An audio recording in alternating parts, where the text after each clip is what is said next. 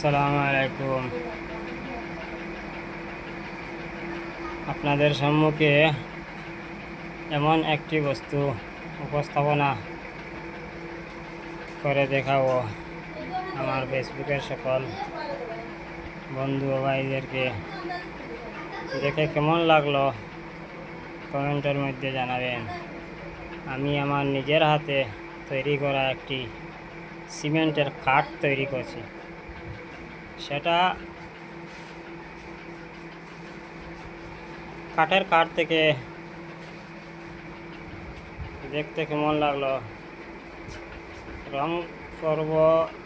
রং করার পরে কীরকম লাগবে সেটা দেখাবেন এবং জানাবেন সেটা কীরকম লাগলো।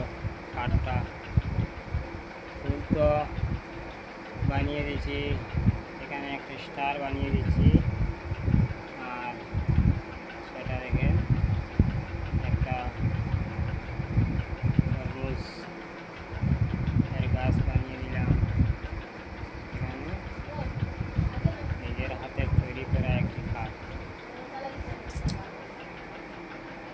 দিন তো বেশি দিন লাগে নাই, 6 দিনের মতো লাগছে। অনেকে এটা ডালাই করিয়ে দিয়ে, আমি তো ডালাই করি নাই। এখানে দেখেন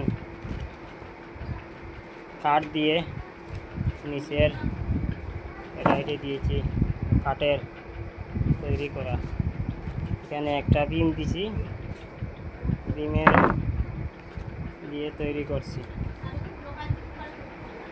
অনেকে ডালাই দিয়ে শীতের দিন তো অনেক কষ্ট হয়ে যায়।